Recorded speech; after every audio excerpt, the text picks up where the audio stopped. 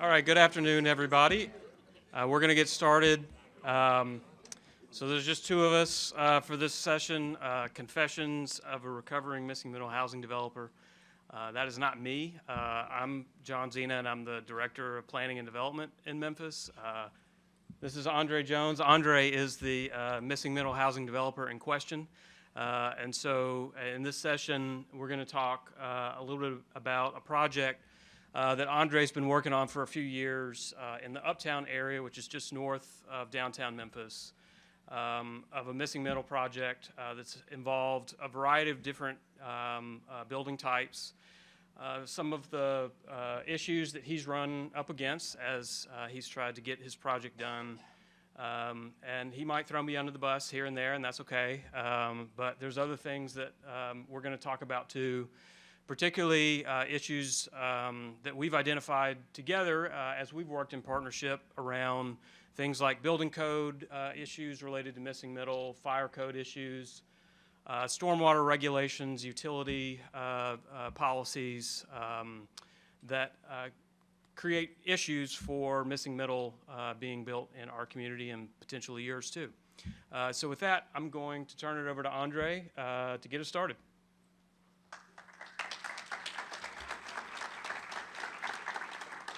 Good afternoon, everyone. I really didn't expect such a big crowd. I said Friday afternoon, everybody's going to be ready for beer, so we might be able to blow through this. But all right, thank you all for coming. So Jeff Beck was just presenting, and I had no idea he was here, but this quote, all the fancy economic development strategies, such as developing a biomedical cluster, an aerospace cluster, or whatever the current economic development flavor of the month might be, did not hold a candle to the power of a great walkable urban place. The focus that has been on building these or recruiting these types of large super block projects that, you know, if they happen to fail, they're tremendous failures and nobody can really come behind them and pick them up. You know, those are some of the things that I'm hoping to try to change. You know, if we build incrementally, we can build with many hands, and if there's a failure, you only have a small failure and someone else hopefully can come behind you and pick up. So this is what we're trying to do. And I have to thank the Incremental Development Alliance folks. We were mainly doing single family detached housing prior to becoming involved or being touched by the Incremental Development Alliance folks. And I just have to thank them so much. Monty Anderson, John Anderson, and then there's David Kim. I know Joel Dixon is here in the audience. David Kim is an architect who helped with this concept. David, Bruce Toller, John Anderson. And I have to thank David, big shout out to David, because he helped share in some of this pain. He would listen to my complaints. We would both draft something and send it to John. And John would be like, nah. Can't do that. So here we go. All right, so as John explained, just north of Uptown, just north of downtown, there is a district called Greenlaw, and it's just north of St. Jude, if you're familiar with St. Jude Children's Research Hospital. So there's a tax increment financing district formed in the area just north of St. Jude to help revitalize the neighborhood, because we had public housing projects that had been disinvested for years. So that started around the year 2000. And so obviously there was a lot of momentum until 2008. And then the bottom fell out and everything just kind of stalled. This particular site, Malone Park Commons, so half the block is single family. The other half of the block didn't have any homes on it simply because it is a remediated brownfield. It was remediated in 2007. And the real estate agents that were trying to sell pre-sale homes, for some reason decided they didn't want to tell folks it was a brownfield. And, you know, I pointed that out. I said, hey, you don't want to tell these people it's a brownfield? And they're like, nah, they're going to find out at some point. So they actually pre-sold. So if you look at where the Malone Park Commons, right here, they actually pre-sold. This is 6 lots.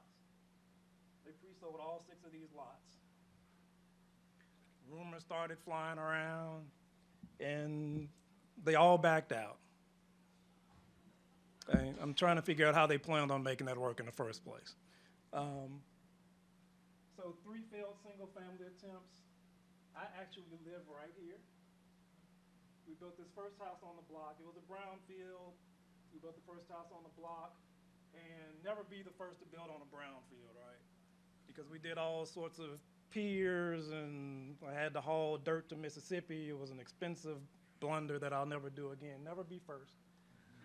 Nobody else on that block did that after that. So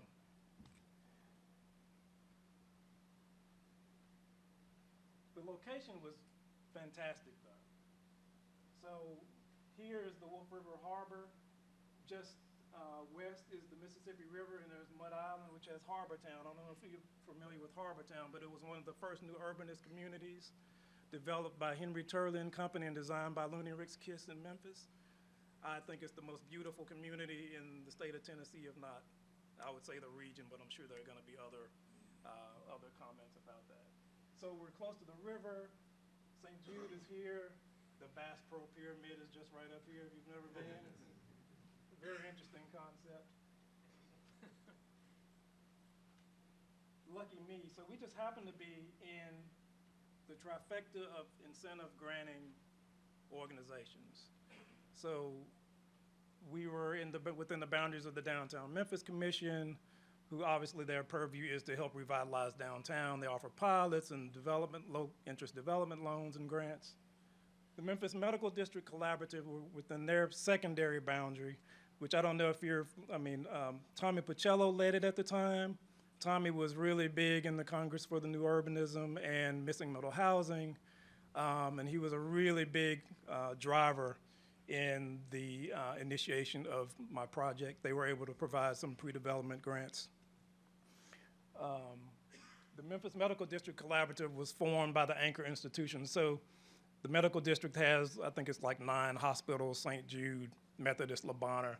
They all pulled together to form a nonprofit to provide incentives to help revitalize the medical district, which is just east of here. We also have the Community Redevelopment Agency. I mentioned the Tax Increment Financing District, and that's managed by the Community Redevelopment Agency. So after the 3 failed attempts, so the first attempt was to sell the single-family homes that failed. There was another RFP that went out, and there were some arguments between the architect and the developer. They were just going to build 6 single-family homes, but that went away. There was another project where they tried to build single-family homes using money from the utility, which I don't know how that was going to work, but that didn't work out either. So from 2007 to 2018, 2019, there was no activity on this, what I thought was prime property.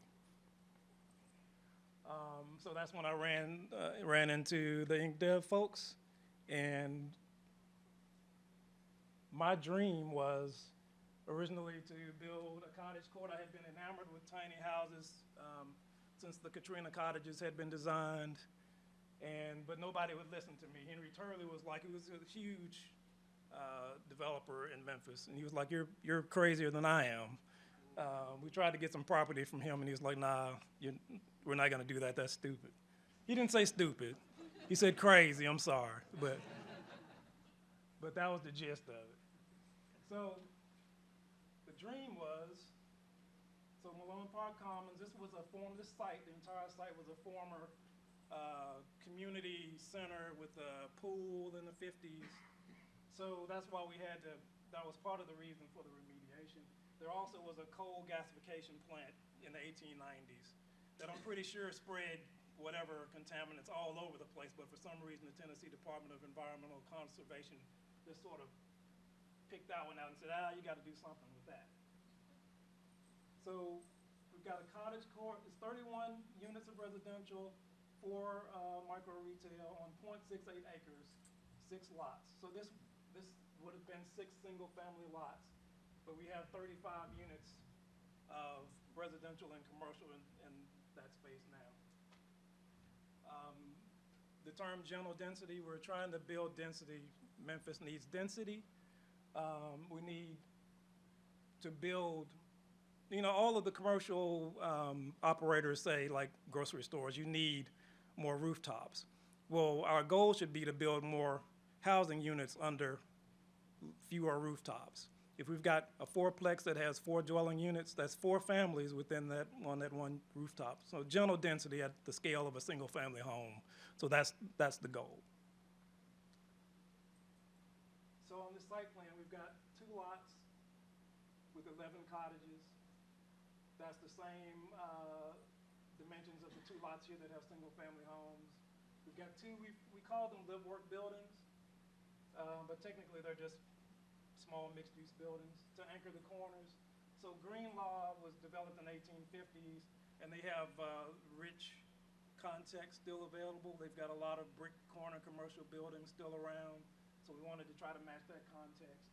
And then we've got fourplexes. But the most interesting part, I think, is as we started building, we built like half the single-family houses on this block, too. So we decided to build ADUs on the 2 single-family homes, on 2 of these single-family homes, because we wanted to be able to provide more attainable housing options or more ways for people to create income from their housing. Because, basically when you buy a house, it's an expense until you sell it.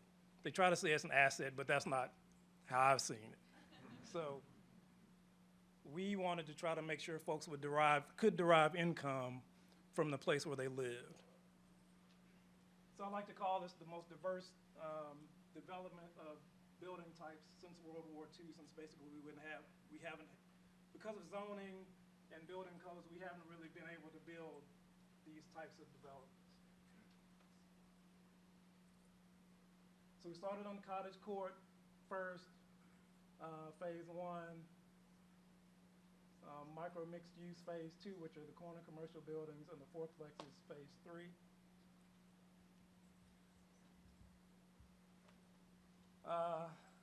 Now the reality of it. So this is actually the finished cottage court. We've got the single story cottages are 500 square foot, 1 bedroom, 1 bath. The 2 stories are 2 bedroom, 2.5 bath. Approximately 1,100 square feet. And then this one way back here in the corner is a 336 square foot studio. So they're all detached. We have 1 parking space in between each on the south side of each unit. On the north side of the adjacent unit, we have high window. I didn't take a lot of pictures because I didn't want to have so many slides. But for privacy, we've got the high windows on the north side of the cottage, whereas the south side will be, go ahead, I'm sorry. Oh, I'm sorry about that.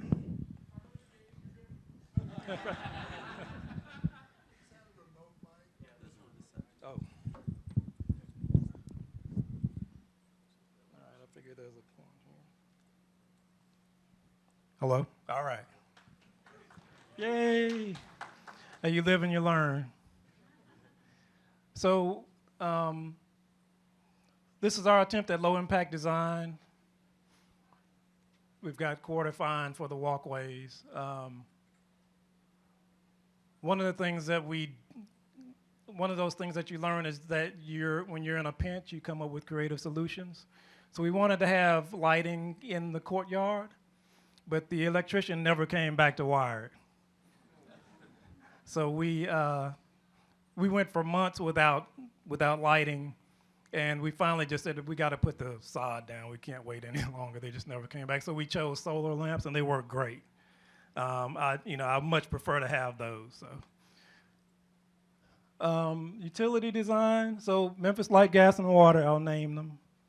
Memphis Light, Gas, and Water is very hard to deal with. It's not under me.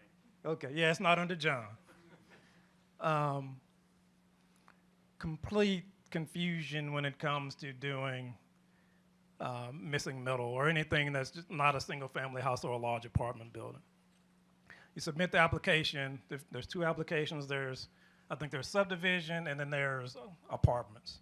They told me to submit the subdivision, I think, in 2018, and we got it done, but I'll explain later what happened like 4 years later. Neighbors, I'm lucky that I live on the block. Uh, and we've been doing work in Uptown since about 2000, so they kind of understand that we would do something thoughtful. But I made sure to show them the plans and try to get their buy-in. But so these are peer foundations, and I'll talk about that in a sec.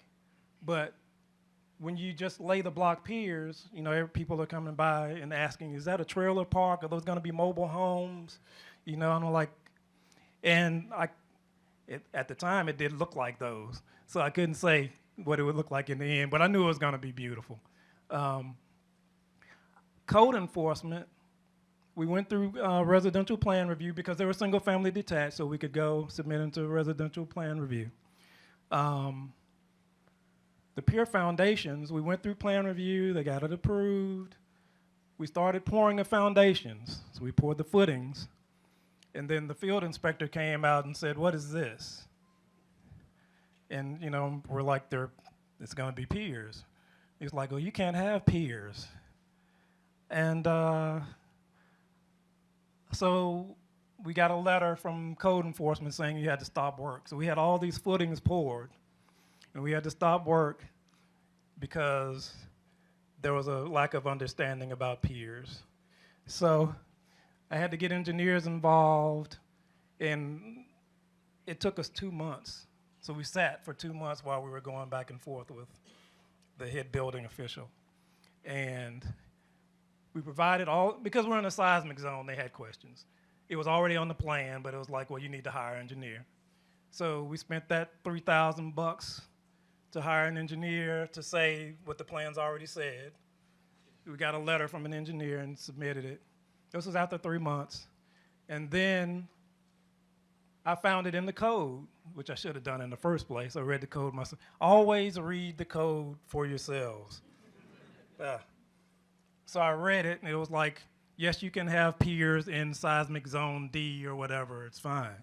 So we submitted all of that, and then eventually he said, okay, yeah, it's okay by code, but we just don't like piers in Memphis. So that's when so Josh Whitehead used to work for John, and I was cool with Josh. I'm like, Josh, what am I gonna do? He was like, well, let me talk to John about it. So that's when I think I first met John, and we sent it to John, and John was like, I'll take care of it. So the next, 2 days later, it was like everything was cool. All right, so thank you, John.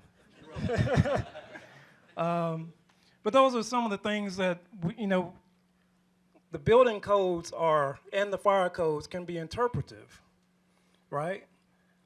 And I'll get into this later, but I cannot tell you how many times I've read and I've sat down in the code office with plan reviewers and their management, and we're reading the exact same sections, and we have two completely different interpretations of what it says. And that always bothered me. I've sat down for hours with folks, and eventually, he's not there anymore, but eventually the residential plan review manager was like, in another issue that I was working on, he was like, okay, most developers choose money over time. So basically he was saying, you're sitting here arguing with me about something that's wasting your time on the development side, and you're wasting money, when you should just go ahead and do what it says and stop wasting money. But that's not what my goal was. My goal was to make sure that the codes are interpreted properly for smaller developments. I mean, you can't just walk away from it. We don't have big pockets like that. So we need to be able to make sure the codes are interpreted properly for smaller buildings, missing middle housing, because it's going to make a huge difference in cost and time and complexity. Let's talk trash. So when you're building small developments like this, there are some things that just kind of hit you in the end. We were looking at the plan, and somebody said, well, where are the trash cans going to go? And I was like, I hadn't thought about that. So there's no picture, but there's a steeper grade on the back end. So on the east side, we actually had like 5 foot of drop between the house and the finished floor. So we stuck the cans under there. Easy peasy. So that worked out, and I think it's cool that that worked out. HVAC, for smaller units like this, we decided to go with ductless heat pumps. And one of the things that I've found about ductless heat pumps is that for some reason, HVAC contractors think they're way more complicated than installing ductwork. And they want to charge you way more than they would for putting in a central ducted HVAC system. And they never do it right. So we had to go through several contractors. The contractor who did these was horrible. We had drainage issues, all those sorts of things. Eventually we got that worked out. But make sure you get multiple bids if you're trying to use ductless heat pumps, because we did eventually get to someone who was in the real world from a pricing perspective, realizing that if you don't have to have all those labor costs associated with connecting ductwork and all of that, it should be cheaper. So you just have to, I would get multiple bids and make sure you tell those folks, you don't have to install ducts, so why does it cost so much? So the kicker on this one was we were finished. We were getting the final inspections. So we were getting the plumbing final for the water and sewer connection. We had the rough end for the water and sewer connections. They had been, that space down the courtyard had been open for months. We got all the rough end inspections, closed it up, sodded, buildings are finished. We're getting ready to let tenants move in. So we're trying to rush to get the final building inspections. So we got the electrical, we got the mechanical, plumber comes along. Mind you, the water and sewer is already connected.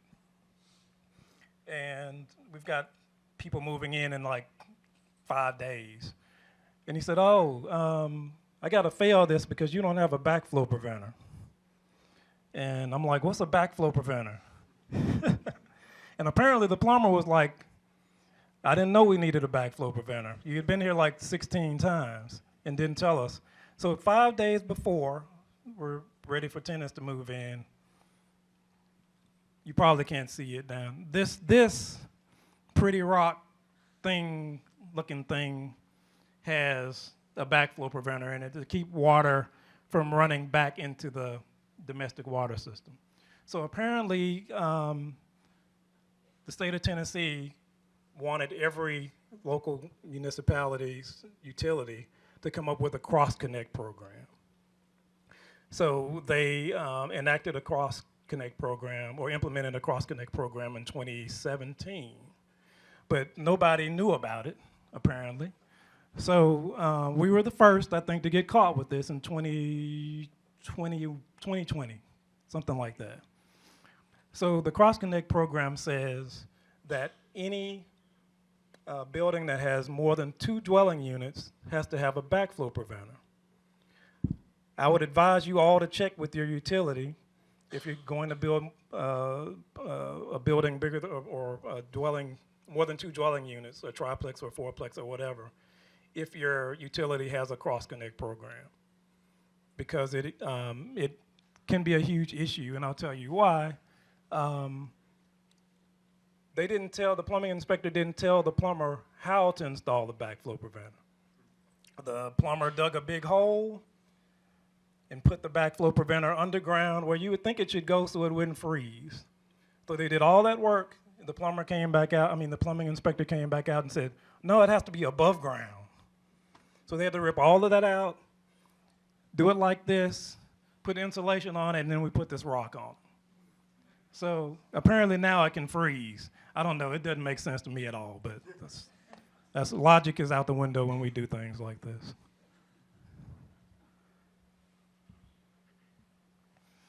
All right, micro mixed use. We, luckily, the property was already zoned high-density residential, which is one of those quirks that John will have to tell us about. Uptown has a special district where the zoning is different from the rest of the other areas in Memphis. So we had high-density residential, even though all that was built on it was single-family houses. So in essence, we didn't have to go through a zoning process or a public notification process or anything like that to do this, but we did talk with our neighbors about it first. But one of the things was we wanted to have flexibility to have ground floor commercial, micro retail in our corner buildings. So during our entitlement process, we received limited ground floor commercial variances for the ground floors of these two small mixed-use buildings that we built. And we wanted to have retail within walking distance of the community that we were building, because we need to have amenities within walking distance. We wanted to be able to create jobs within walking distance.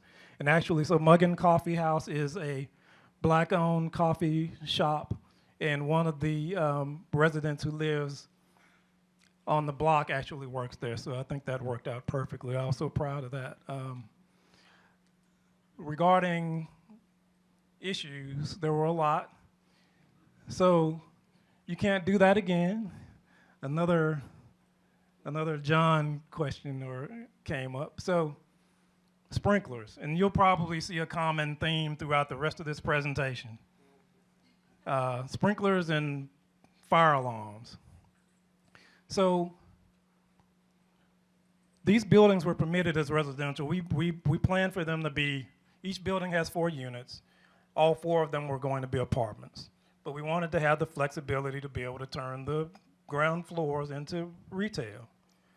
So, which would make sense, right? If you want to have a timeless building that can be readapted over time, you should have the flexibility to change the use. Made sense to me. So we put 13R sprinklers in all 4 units, 13R is residential. And then we got interest from the coffee shop. So we went back for the commercial alteration permit, and building official was like, well, now it's gonna be commercial, you gotta have commercial sprinklers. And I'll tell you this now, not all trades know the codes either. Sprinkler contractor had no idea that you could mix 13 and 13R. So he came back and said, well, you got 2-inch water service going in. You got to rip that out, put 4-inch water service, a 4-inch fire-rated meter, and you're going to have to redo everything. We already had this building framed. I mean, there was no way I was going to do that. So eventually I talked with John and the building official, and we were allowed to use 13R residential sprinklers in the coffee shop. The coffee shop is a Group B use according to the International Building Code. You know, I'll get into that. Yeah, I'm gonna hit that soon. I ended up having to join the International Code Council to get a code interpretation, because we worked on that for years. I'll tell you the response in a few. Alarms. So we called the fire. So it's so confusing that I end up getting lost myself. So the fire alarm, the sprinklers need to be monitored, right? So you don't have to have a full fire alarm system, but you have to have a fire alarm panel that has a water flow detection, right? So I'm learning. The fire alarm contractor gets the plans approved, and 2 things. The fire inspector doing the plan review says, well, you need to have low frequency sound bases in your dwelling units. And I said, what's a low frequency sound base? And it's for people who are hearing impaired. It operates at a lower frequency. talked to the fire alarm contractor, and they're like, well, you got to upgrade your fire panel. That's going to cost you $8,000. You got to have these low-frequency sounder bases installed. And I was like, I can't afford to do that. This building is 2,640 square feet. I mean, I couldn't afford to do that. So I read the code, and it clearly says fire alarms, low-frequency sound bases are only required when you have a fire alarm system, not for sprinkler monitoring. You actually have to have a fire alarm system. So, and the fire alarm system is only required when you have, I think the IBC says 11, more than 11 units. You can't quote me on that. I just know we have way less than they require. 11 units, and I think the IFC says, I mean the NFPA 101 says over 16 units, something like that. So I called the fire inspector back, and he's like, no, you're not right. You have to have low-frequency sounder bases. So I joined the National Fire Protection Association. So I joined the NFPA. That was like $300. And I got an interpretation from NFPA 101 engineer that says, no, you're right. You don't have to have low-frequency sounder bases. I called the fire guy back, and he says, well, you got an interpretation from NFPA 101. We use IFC 2021. I said, well, I read both, and it says the same thing. And he was still like, no, you're not right. So they still wanted me to do low-frequency sounder bases. So guess what? So they have a field. I found that they send a different fire inspector out than the guy that does the plan review. So I just said, I'm not doing that. And, you know, I don't know what's going to happen in the end, but I know I'm right. I'm not doing that. So the inspector comes out when we're done and doesn't mention it at all. I know Inspector Lee Wallace. Yes. I probably shouldn't have named him. Great guy. As a matter of fact, I just he's working on something else right now. But that was just proof that you really have to understand what's going on, because even the people who consider themselves experts don't know. And I didn't call him back. He still doesn't know probably that he passed it. So here's another one of those issues. So pool station location, strobes, things like that. So when the fire alarm contractor submitted the plans for fire review, they had the pool station and the strobe inside the riser closet. This is the $25,000 riser closet if you haven't seen one for a 2,000 square foot building. So they had the manual pull station for the fire alarm and everything in here. So this is where the fire inspector came out, same guy who did the inspection, and said, well, you need to have the pull station on the outside, not in here, on the outside. And so the fire alarm contractor was like, but they approved the plans. And so she called and asked what happened, and he said, well, we approved the plans, but we don't. What word did he use? At any rate, he didn't want to take responsibility for telling them the wrong thing. Basically, he said, we approved the plans, but something like that. So we paid to have these moved outside. I had to pay to have these moved outside because of their blunder. To do that in both buildings. Mind you, this is for 2 buildings. It's not just this one. We're doing them both at the same time.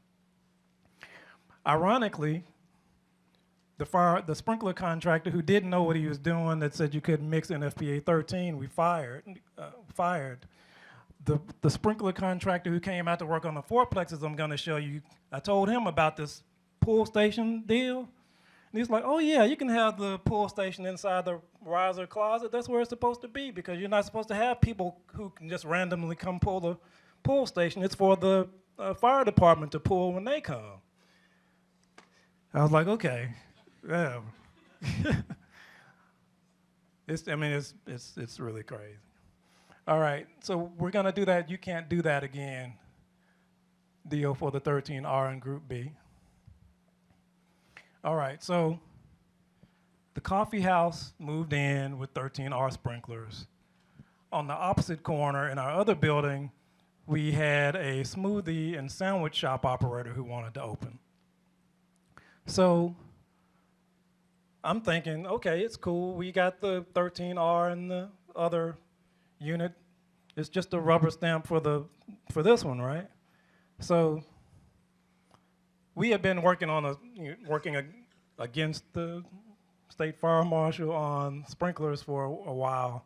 And so apparently they had been coming to visit our development. They're in Nashville, mind you, so they never come to Memphis to look at things like this. So when we submitted for the alternative construction method for the 13R sprinklers in the sandwich shop, the building official said, no, you can't do that.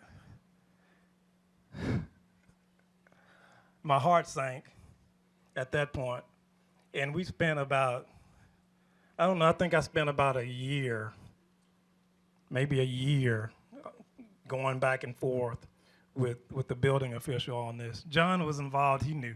I even hired an attorney, actually. I hired an attorney and spent like $2,000 to go through this exact code that I'm about to show you. And I'll tell you the result. So I think logically, I worked in IT for years doing troubleshooting on things. So when I look at the building code, I try to go through it logically. So I found this after hours and hours. So there are 4 basic steps to follow in using the separated occupancies option. So you can have a mixed-use building, and you have to follow table 508.4 that shows you what you need to have different occupancies in the same building. It says separate the occupancies in accordance with table 508.4. Apply all code requirements for each space individually. Each separated space individually, meaning on their own, what the code requires. Determine the minimum type of construction, didn't need to worry about that. So we had a Group B use. That Group B uses don't require sprinklers at all. At all, right? You can have a 5,000, 6,000 square foot Group B or much larger than that, with no sprinklers. NFPA 13R is required for residential.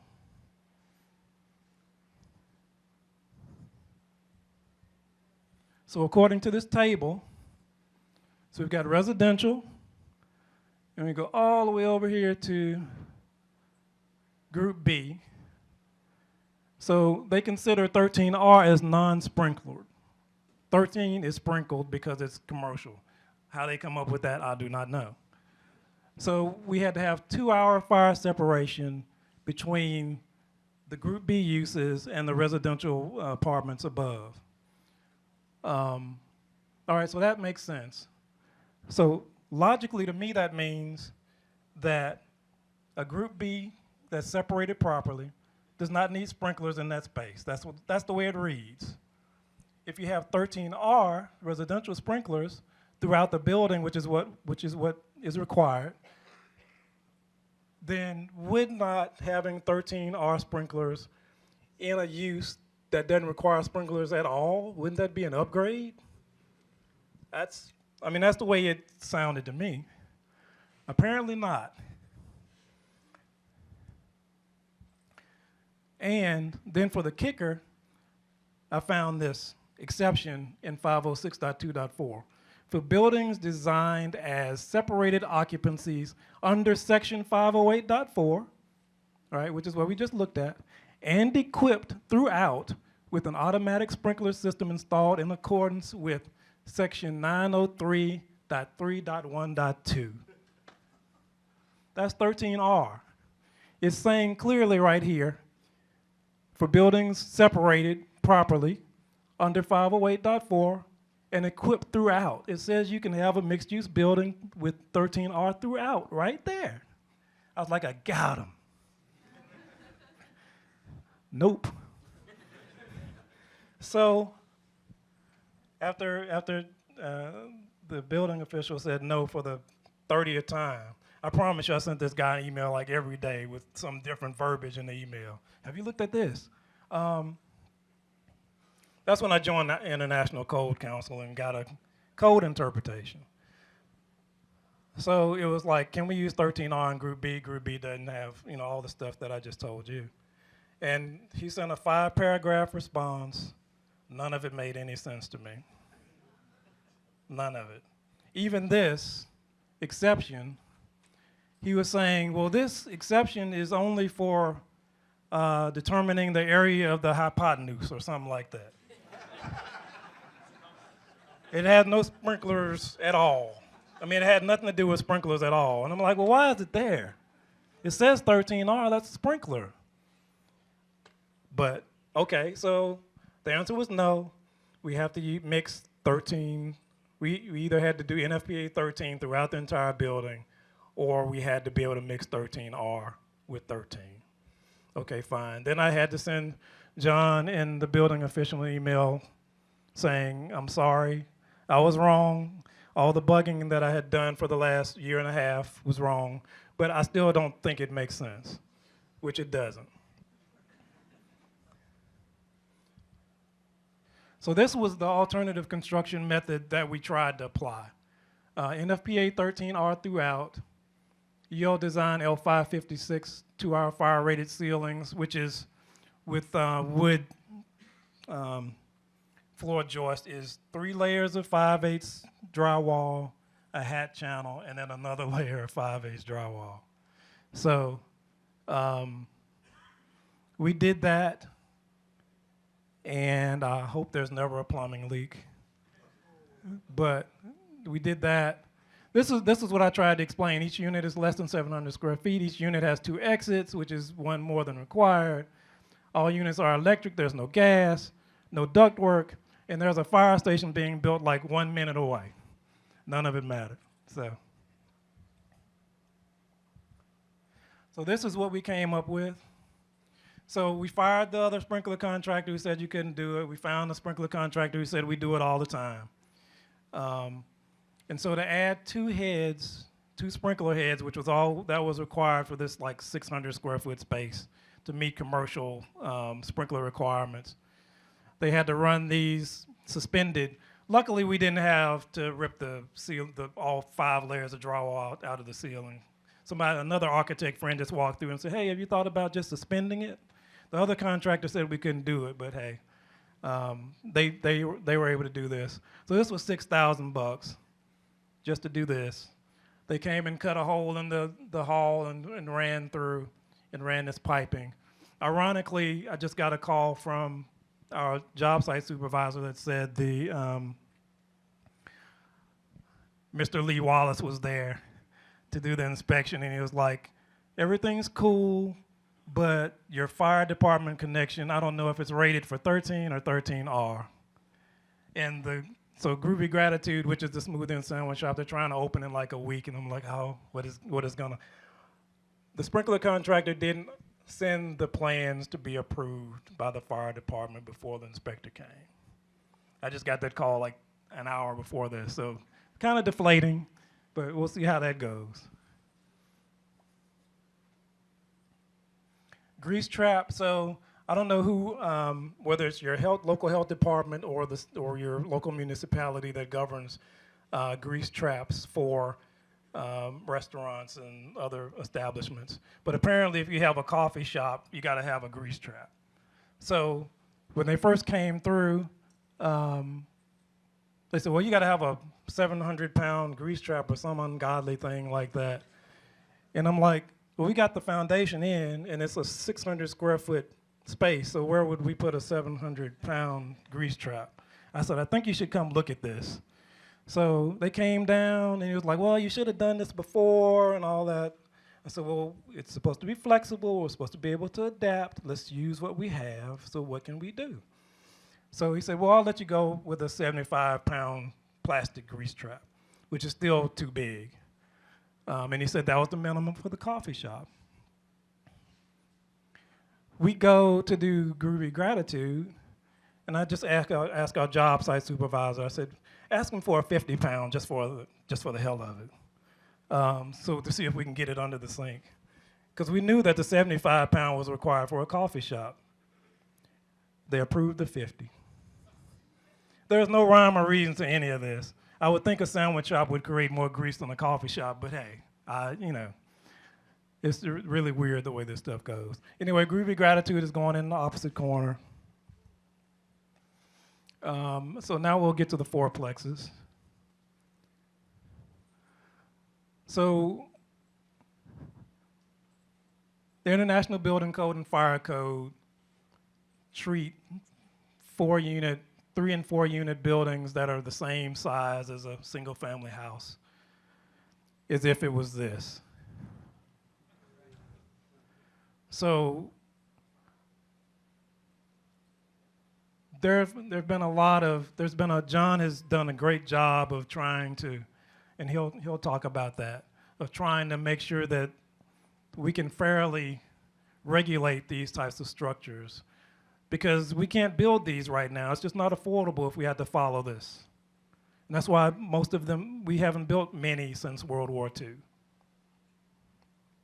So we passed the large home amendment, which was in 2021. It was 22? Okay. So John worked out, and the Building Code Advisory Board worked it out where locally they passed an amendment that said you could build 3 and 4, actually 3 to 6 unit buildings under the International Residential Code, where we wouldn't have to have mechanical, electrical, plumbing, engineered drawings, where we wouldn't have to include sprinklers. Huge deal. So I just said, well, that'll save a ton of money and brain damage. Why don't we just wait until the amendment passes, and then we can do this reasonably.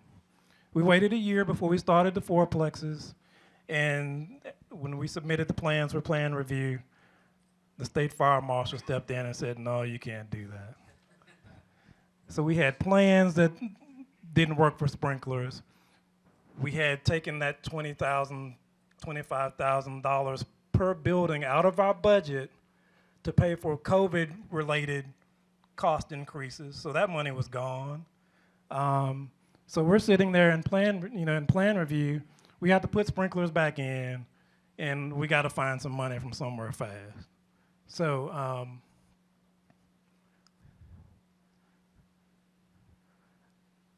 David, the guys on here, but we ended up having to put this ugly bump out on the back of the fourplex to have the riser closet for the sprinklers that we had to add. There's a wire here for our heater somewhere. So it's outside. We got to have an electric heater to turn on when it gets cold or to freeze. So what happens when the power goes out and it freezes anyway? So it's just like active solutions that we shouldn't have to deal with that cause more maintenance and operational issues. No MEP, so we did get these permitted. John did allow us to permit these as residential, even though we didn't get sprinklers, which I really appreciate. Which we didn't get the sprinkler exclusion. So they were permitted as residential, but we still had to install the sprinklers. The state of Tennessee has an obscure code that if you don't find it, if you're not looking for it, you wouldn't know. But any building under 5,000 square feet and under 3 stories does not require a design professional.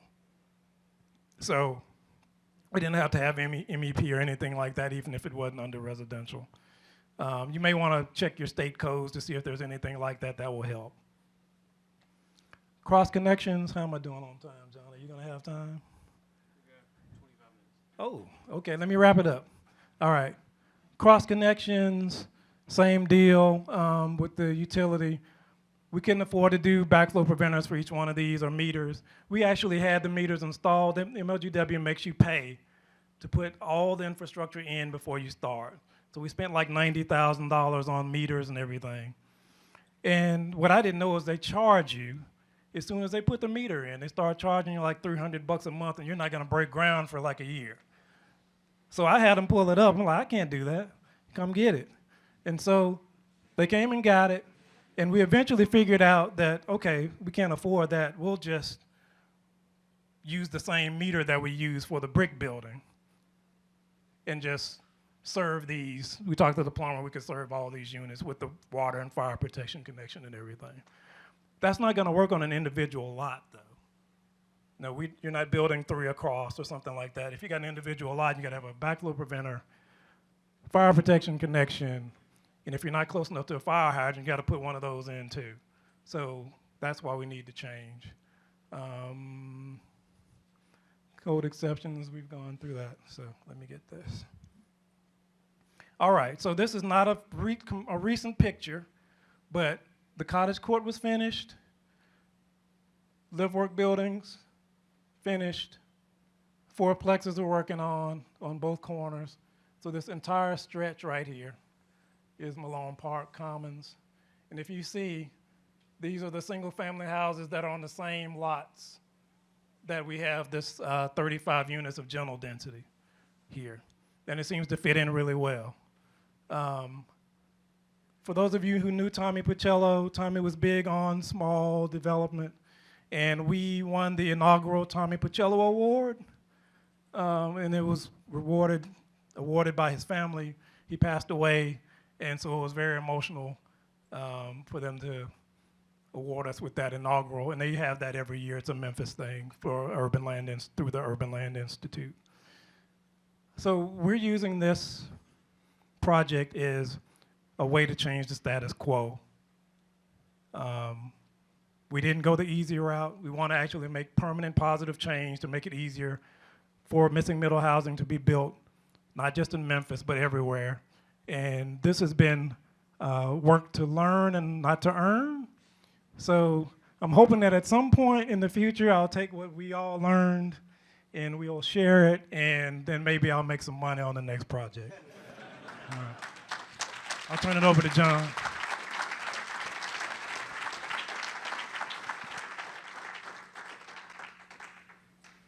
All right, thanks, Andre. All right, so in the time we've got left, I want to talk a little bit about some of what we've been working on at the citywide level and actually the statewide level, learning from a lot of the trials that Andre has gone through, but in order to promote missing middle as a type of development that we want to see much more of within Memphis. So as I mentioned, I'm the Director of Planning and Development. I have long-range planning, zoning, construction codes. I told you he'd throw me under the bus a couple of times, as well as housing in my division. So we've got a number of different departments that are able to work together really well to advance some of these ideas as we're looking at how we can achieve more missing middle development throughout our community.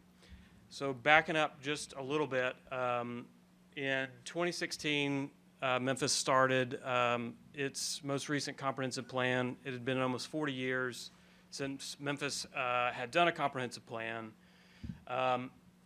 Really our approach to growth for especially the last half century, but particularly the 40 years between the 70s and 2010 was to stabilize our population through outward growth, suburban sprawl, largely single-family subdivisions, and suburban commercial along high-traffic corridors.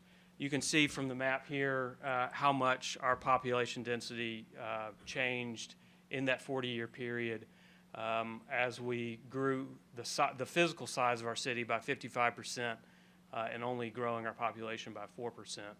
That not only is unsustainable for any city to undergo, but especially for a city like Memphis that has so little capital, so little investment, so little income to be able to support this type of growth. It became so unsustainable to the point that a few years ago, as we were in the midst of doing our comprehensive plan, it became evident that we needed to actually begin de-annexing some of our city. We cut our land area by 10% through a series of 5 de-annexations that took place during shortly after actually our adoption of our comprehensive plan. So one of the things that we wanted to focus on in our comprehensive plan obviously was how we generate more investment and incremental growth within our city. But one of our other big challenges was the economics of growth and investment within our community. Early on, one of the realities that we came up against was the fact that really outside of this sort of wedge of area through the center of our city, we had very low functioning markets that were not poised for hardly any new market investment in the near future. So the comprehensive plan was focused, our strategy in the comprehensive plan was focused around trying to orient new investment around centers within neighborhoods across the city, areas that we called anchors, where we could focus walkable mixed-use development in these anchor areas and support them with a mix of housing types within a quarter mile and a half mile surrounding the anchor. So that strategy was applied throughout the city, and as you can see, we have several anchors that are within that wedge that I talked about in the central city, but the majority of them are well outside of that central wedge, where we do have a lot of low-functioning markets in areas of the city where we want to ultimately drive new growth. So thinking about missing middle housing is not only a strategy as a part of our comprehensive plan from sort of a spatial redevelopment perspective, but also a housing economics perspective. We know that there are a number of barriers to a healthy housing market in many of our low-functioning markets of our community. Financing and funding access is a large part of those barriers. Public and private support working together in order to, particularly public and philanthropic support working together in order to stimulate private investment in these areas is very important in order to fill that development gap. But ultimately, housing economics also dictate the importance of using missing middle as a way to be able to expand the number of units that a builder like Andre can put within his project to be able to ultimately make it marketable for him to invest in some of these areas, the lower functioning market areas of our city, where ultimately we want to see more investment, more walkable urbanism. So as a part of this, we began with some modest zoning reforms in order to drive more missing middle investment. We allowed, these were intended to be more short-term changes. There are some larger scale changes that we have upcoming over the next year that we're working through. But ultimately, we have already begun making changes to allow ADUs on nearly all single-family lots by reducing our minimum lot size requirement, reducing minimum lot size to all residentially zoned lots, quote-unquote, inside the loop to 3,000 square feet in width to 30 feet, allowing townhouses and 3 to 6 unit multifamily in most areas that allow duplexes, allowing multifamily by right on our high transit corridors, and removing parking requirements for ADUs, and reducing parking requirements for residential up to 6 units by allowing on-street parking to satisfy those requirements.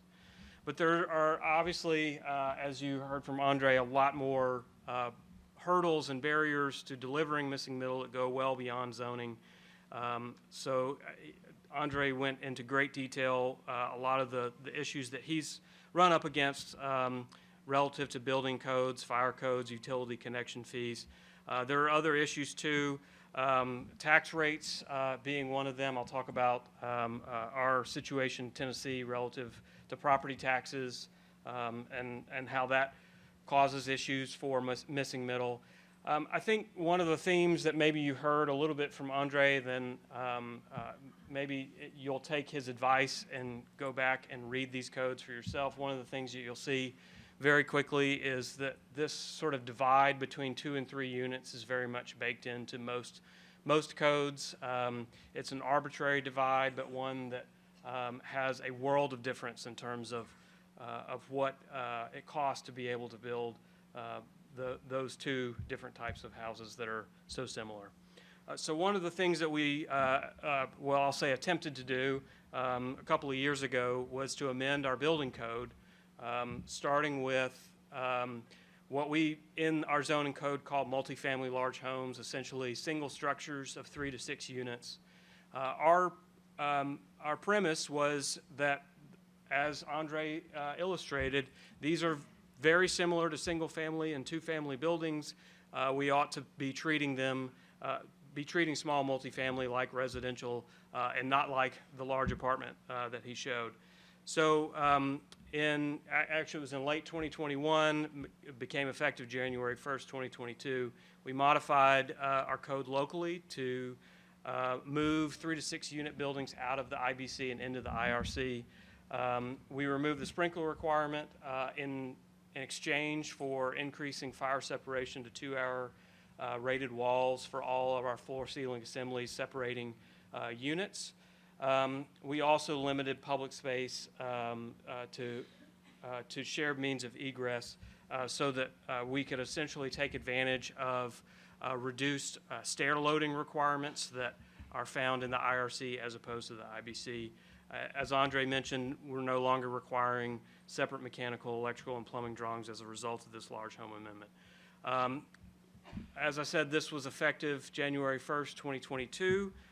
There was a little bit of fanfare. We got this really great headline from Strong Towns, and then like a month later, we got this poison pill letter from the state fire marshal that essentially said, well, that's nice, but you can't do that. So within the state of Tennessee, we're probably about maybe 1/3 of the states throughout the United States. Local governments have the ability to make amendments to the building code. Within the state of Tennessee, any local amendments have to be no less stringent than what's adopted at the state level. So essentially, we have to be able to demonstrate that anything that we do through a local amendment is an equal or better method than what's in the state adopted code. So essentially, the state fire marshal's opinion was that what we had done was a less stringent method, that it was not equal or greater, although we believed, particularly given that the state fire marshal's main issue was removing the sprinkler requirement in favor of 2-hour separation, we believed that, in fact, that it was an equal or greater method. So much so that we decided to stop fighting the state fire marshal and just get a bill introduced to allow us to just continue to move forward with our local amendment. So earlier this year, we quickly put together a bill. We borrowed from a bill that was passed in North Carolina in last session that explicitly would allow us to move 3 and 4 family buildings into the residential code and explicitly limit the ability of the state fire marshal to mandate sprinkler requirements for 3 and 4 family buildings. Our logic was essentially this. Already in Tennessee, 1, 2 family and townhouses are not required to have sprinkler. And so on the left, that is a townhouse. That's 2 duplexes stacked one over the other, attached to another duplex one over the other with a 2-hour fire wall in between. Note that there's 1-hour separations between the up and down units on either two. What we proposed was essentially to do 2-hour separations rather than the firewall between all units. The firewall would reach up to the underside of the roof, and no sprinkler would be required. So very similar design.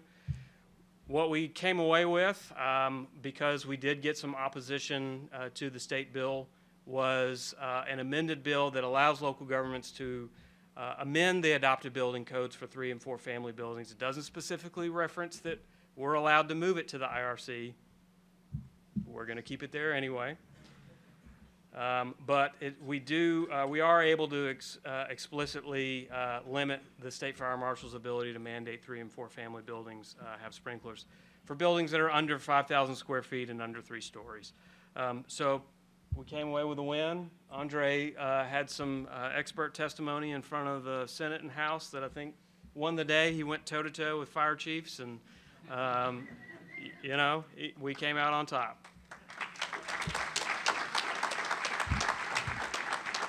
So I guess in addition to, how much time we got left? 12 minutes. Oh, great.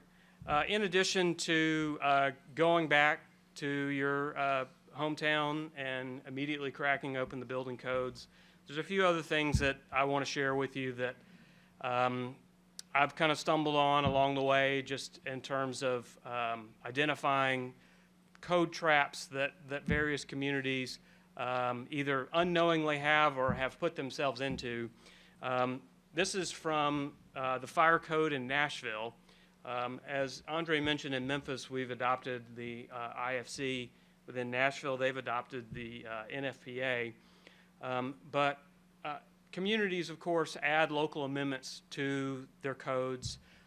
Local amendments can help or hurt. Obviously, we started with a local amendment to our building code, which is how ultimately we got to where we got. But in most cases, local amendments add additional hurdles on top of what's in the pure code.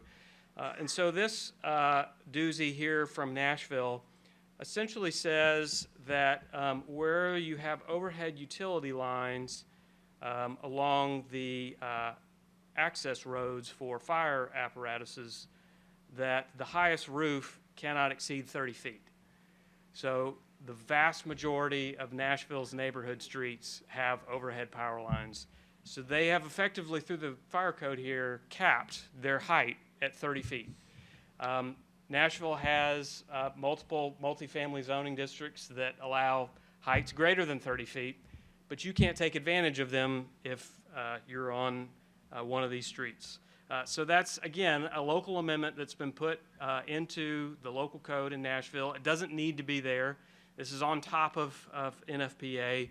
Certainly, NFPA has contemplated where cities have overhead utilities before, and this didn't make their pure code. So this is an example of something that you'll want to look out for in your own code to make sure that hopefully your fire officials will be happy with you getting rid of.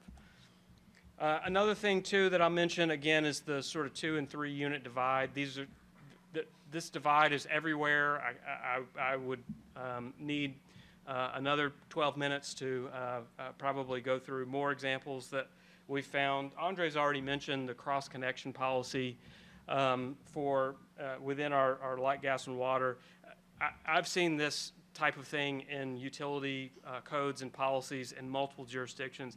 I just sort of want to kind of point out like how simple this is, and there's almost not a whole lot of logic to it at all. All it says is essentially multifamily dwellings with 3 or more units are considered non-residential premises. So for the purposes of thinking about cross-connection and backflow, the utility has essentially said, anything that's more than 2 units of residential is the same thing as any commercial or industrial project. That's a little screwy, and again, obviously just creates an artificial barrier between 2 and 3 units. The second example, again, is I bring from Nashville. This is in their stormwater regulations. Essentially, single-family and 2-family projects in Nashville, for the most part, don't undergo stormwater review and aren't subject to requirements of making upgrades relative to stormwater regulations. But if you hit that 3rd unit, you're now a commercial or industrial project. And so if you disturb less than 10,000 square feet and on, but really number one there is the big one, disturbing less than 10,000 square feet. You're going to undergo stormwater review, which just adds more time, more cost, not only to the review process, but ultimately to the implementation process once you get a decision from the stormwater office.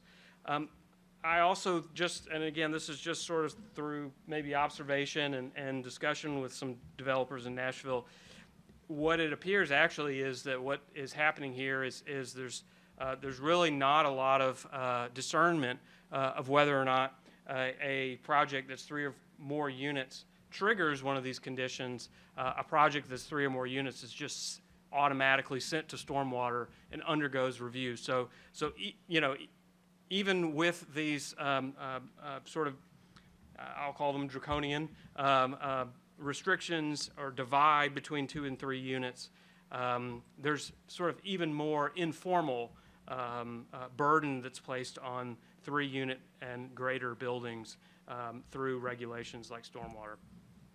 And then last, this is from, I wish I could say this is the Tennessee State Code, but it's not.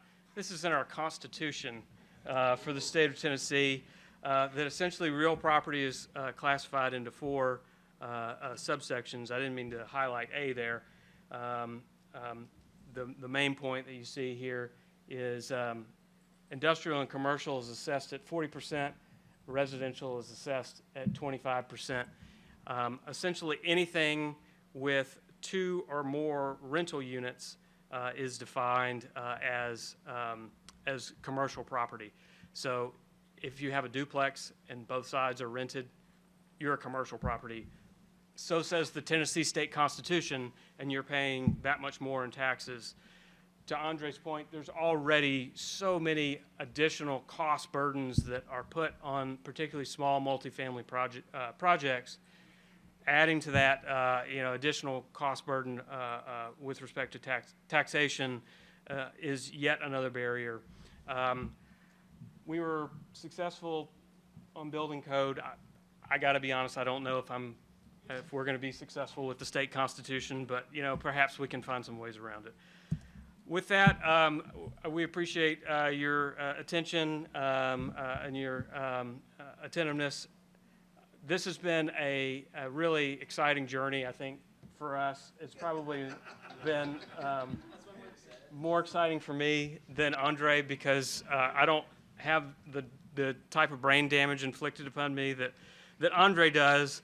But if you're a planner, I would say go back to your community and make friends with somebody like Andre in your community. You learn so much about you know, what's in your policies, what's in your codes. You learn so much about how they're applied, what the reality is for someone who's trying to just run a business, create housing, build communities